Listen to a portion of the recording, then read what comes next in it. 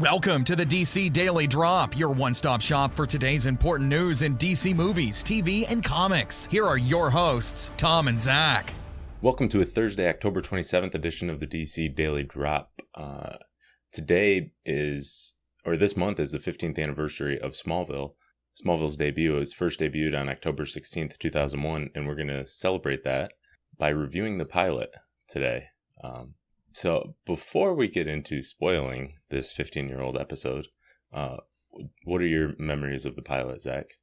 So obviously this was the very first time I ever got into Smallville, and it was kind of my re-getting into the world of comic book heroes and DC and everything. I had kind of liked Superman before I watched this, but then watching this series and this episode got me started on it. I really, really like Superman and just the whole aspect, of an alien from a different world figuring out his powers with his adoptive parents on Earth.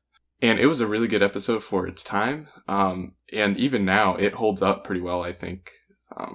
So I really, really liked this episode when I first watched it, and it made me watch the rest of Smallville. So yeah, I agree. I think it actually does hold up surprisingly well. In story, it's a great origin for Clark Kent, and it also, actually the CGI was probably better than I thought, better than I remembered. It's not great, but it's not terribly distracting for the most part, and anything like that. You can tell they put a lot of effort, and there's some cheesy stuff in this episode and little things that they could have done better, but overall it's a great introduction to the Superman mythos if you're new to it.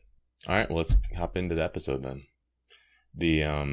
So the basic summary here, if you have never seen the episode, we're introduced with a meteor shower. That's what it opens up in, which is basically responsible for everything. Obviously bringing Clark to Earth from the exploding Krypton, but also meteor rock, which is a recurring theme for about 10 years of the show.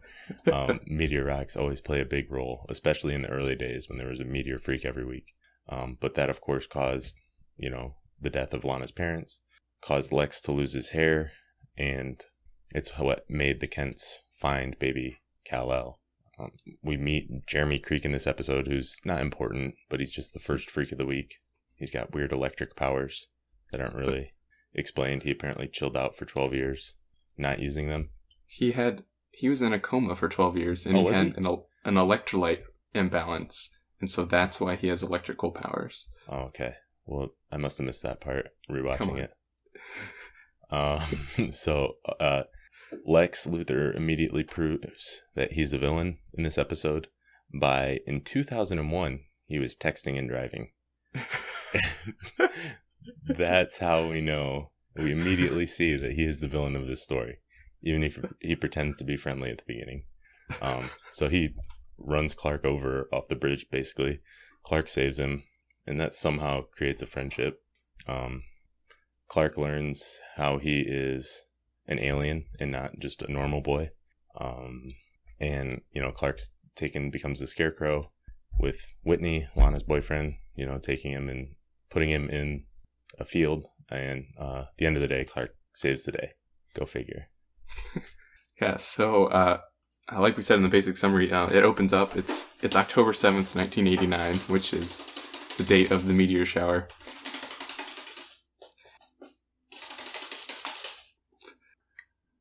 So like we said in the basic summary, it opens up with a meteor shower. Well, it opens up on the date of the meteor shower, which is October 7th, 1989.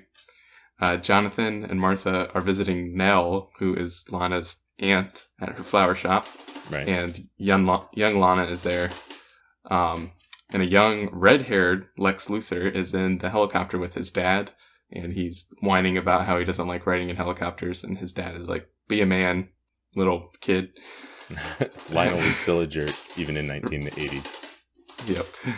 But they land, and then Lex actually finds Jeremy Creek tied up because he is the Scarecrow in the middle of the field in 1989. And it's a terrible tradition of hazing at Smallville High. Yeah, that's pretty messed up if you think about it. Or if you don't think about it. Either way, it's pretty messed up. The meteor shower starts. Lana's parents get dead. Lex's hair gets gone. And Kent's get Clark. Yep, that pretty much sums it up. Those are the big three parts. But yeah, so Lionel like finds Lex in a crater basically with his hair gone and crying.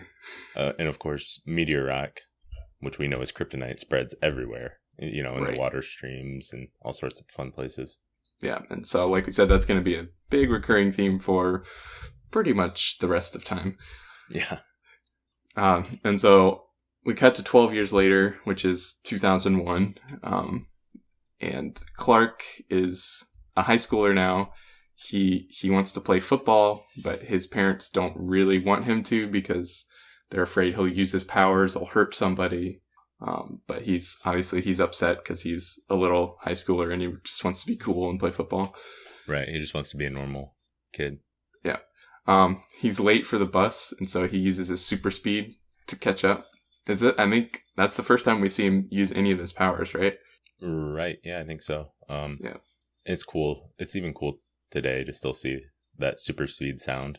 Yeah. Just running it. It's like they use it pretty much every episode, but it's still cool. Yeah. And so we meet Pete and Chloe, his best friends, on the bus for the first time. And then we see that Clark has a crush on Lana, but she's wearing a piece of the meteorite that killed her parents, which is kryptonite. And so he just gets sick every time he's near her. So he looks like a complete loser anytime she's around. Right. Which, I'm just going to put this out there. If something like killed my parents, I don't think I'd be wearing it. Like, ooh, I want to remember my parents by wearing, like, I don't think Bruce Wayne would wear bullets on a necklace. That actually does sound like something Bruce Wayne would do. I mean, okay. he hangs Robin's costume up in his Batcave to remind him of what happened to Robin. I think that's very Batman. That's okay. That's a bad example, but I guess me personally, I wouldn't do that. But whatever. Well, you just couldn't be Lana Lang then. That's right. I don't think I could. Jeremy Creek shows up at the school and he breaks a trophy case and steals the picture of the football players that obviously probably tied him up and made him be the Scarecrow. He hasn't really gotten over that, I guess. Well, he's been in a coma, so it hasn't been very long to him. That's true. He just kind of woke up, and he looks the exact same age as 12 years ago. He hasn't aged. Still looks 30. Right, exactly. He was 30 as a freshman in high school, and he's 30 now. Yeah. That's another thing. They never really talk about what grade they're in yet, but we know from the future, Clark is a freshman, even though he can drive a truck around. Right. And it's assumed he's like 14, but I think Tom Welling was like 24 at the time. He does a pretty good job of being a 14-year-old, but you can tell, I mean, this is a grown man playing a high school freshman. Yeah, he's that's every high school show in the US. That's every show, so can't blame them, I guess. Yeah. It's hard to pay 14-year-old actors. There's all these rules about child labor. Oh, yeah. Good point. Stupid. Yeah. So Jeremy Creek, after he's taking the pictures of the football players, he goes to take revenge, and he electrocutes one of them at their car shop, I think. So we see him use his super electrical powers. And then after this, we get to Lex texting and driving, and he hits Clark, runs off the bridge, and Clark has to save him. And Lex is like unconscious, but then wakes up, and he's like, "Didn't I hit you?" And Clark's like, "Nah, man, you didn't hit me. You just nah." Crazy. So yeah, this scene will be analyzed and reanalyzed over and over again. There's a lot of stuff that comes out of this, and so just kind of seeds that suspicion in Lex's mind right from the start. Right. There's something different about Clark. And then we see Clark spying on Lana from his loft, which is going to be a recurring theme throughout this entire show, pretty much. And he sees Whitney, or he sees her giving Whitney the necklace, and Whitney is her boyfriend who gets to play football because he's cool. Yes, he is. Then Lex gives Clark a truck as a thank you, and Mr. Jonathan Kent is pretty unhappy with that. He doesn't like the Luthors, doesn't want his son hanging out with them, because they took his neighbor's farm or something. He's upset with them for some reason. Yeah, there's been a lot of shady... They get into that more later in the series, but the Luthors have done a lot of shady things to local Smallville farmers. Yeah. And he says it's normal for Clark to be upset and Clark sticks his hand in a wood chipper and says, "I ain't normal, man." I don't know Or what something you think along those normal lines. is, but that ain't me. So it's pretty cool to see him. That's just, there's all kinds of funny things that he does like that only Superman can do. Right. And so they show Clark the spaceship and surprise him with the fact that he's actually an alien, and that's why you're not normal. Yeah.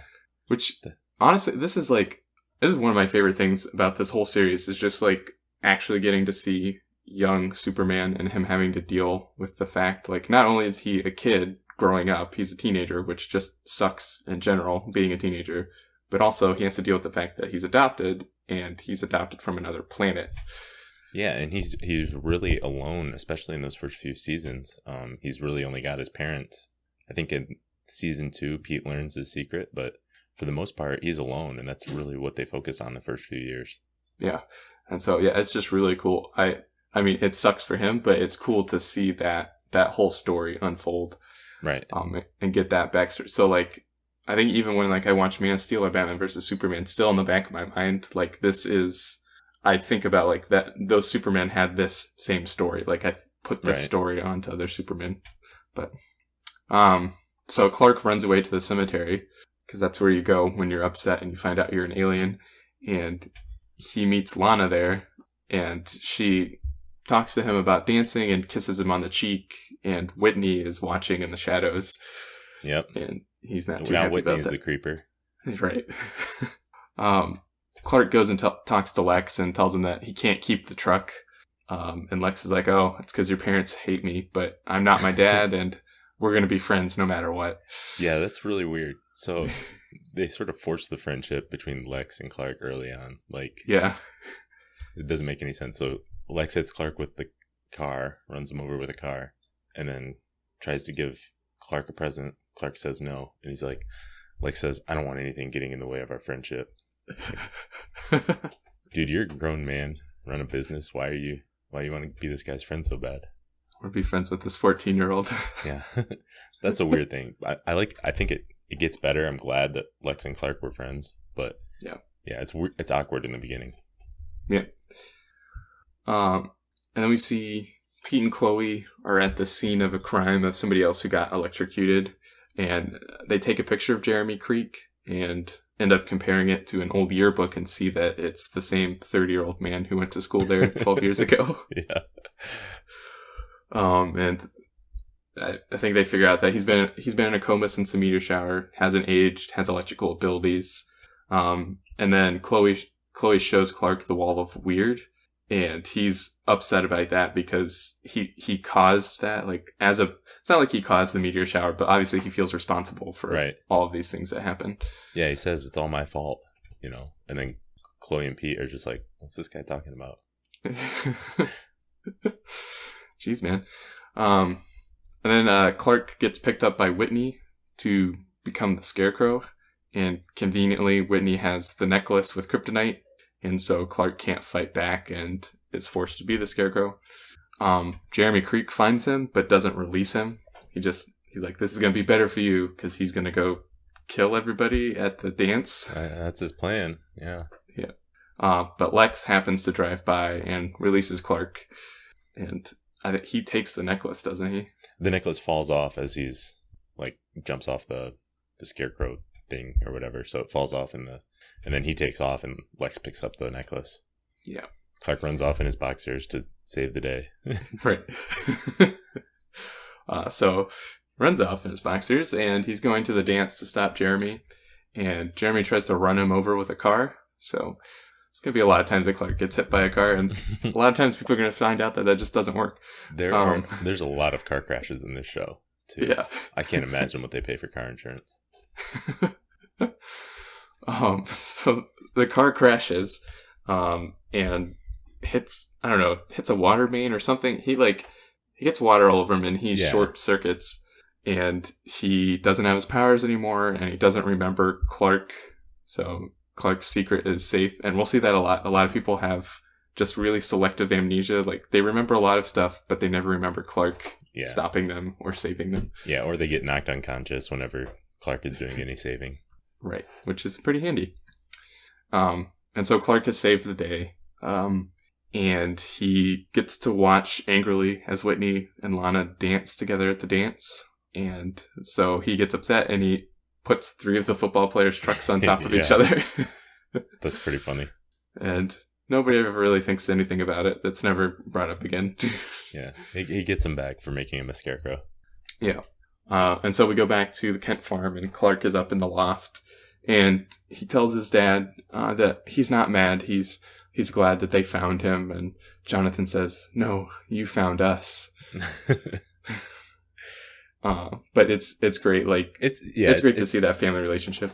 It sounds cheesy, but yeah, the Kent family is the heart of the show with Jonathan and Martha and Clark, and it's like there is good values and everything like that. So it's and then Clark also daydreams about dancing with Lana, and he like creepily says, "Thanks for the dance, Lana."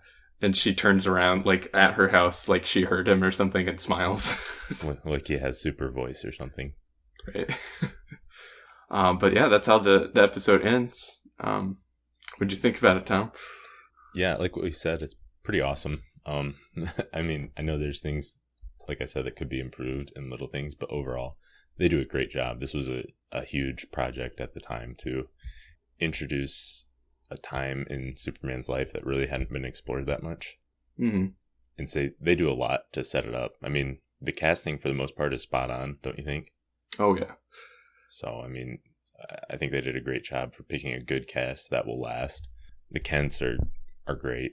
Tom Welling does a great job as Clark. Pete and Chloe, and of course... Michael Rosenbaum as Lex is the definitive Lex. Yeah, he does a great job. He does a great job with what he's given. You know, he plays, he seems like he's trying to do well, but you can tell there's something underneath, that there's some villainy under there, even if he doesn't fully show it yet. Yeah. And so, yeah, this series altogether, I think it answers a lot of questions for me that, I mean, I've always wanted to know, like, as a Superman fan, like, what was it like for him growing up? Like, how did he deal with that? How did he figure out how to use his power? Like, there's a lot of powers he doesn't know about right now, and we get to see that develop throughout the series. Right. I know a lot of people want to overlook this now that we have so many other shows, but for 10 years, it was basically the only comic book show on TV for the most part. Yeah. And, this got a ton of fans into Superman or comic books or DC or all of it, Yeah. Yeah, and a lot of things you'll see in some of the modern superhero shows, you'll be like, oh, they did that on Smallville. So, like, and Smallville didn't have anything really to go off of. They had the older shows, but they really did it their own way, and it's kind of become the prototype for how you do a superhero TV show. And just in small ways, like rewatching this now after, seeing all 10 seasons and then seeing the new shows like Flash and Arrow and Supergirl, it's amazing all the things that you can see. Like, you see the meteor shower and the way it's done. I didn't realize how similar the particle accelerator explosion in the Flash was. Yep. Until watching this. And, both the way it's done on screen and the way it, creates essentially meteor freaks or metahuman villains, whatever you want to call them. It's so similar. And it's something they have to do for a show like this, because for Clark Kent to be fighting someone every week, I mean, where are you gonna come up with that? Especially the first few years when they shied away from the bigger DC and Superman villains. Yeah, and that's another great thing too. Like, now they can drop as many. It seems like they can just drop as many names as they want and like big heroes and stuff. But on this, they like tried really hard to not use people's trademarked names sometimes, which is pretty funny to see some of the names they do use. Right, like they essentially, outside of the main cast, they never introduced any DC characters until like season 4. Yeah. They sort of created their own or made completely new or just ripped off other DC characters and made their own twist on them. But, so overall, if you're going to watch Smallville, I think it's definitely worth checking out again for most of you, or for the first time. It's available now on Hulu and, of course, DVD and Blu-ray. So that's it for today. We'll be back again tomorrow. Thanks for listening, and make sure to check out DC Daily Drop on Twitter, Facebook, and DCDailyDrop.com. Drop by tomorrow for more DC news.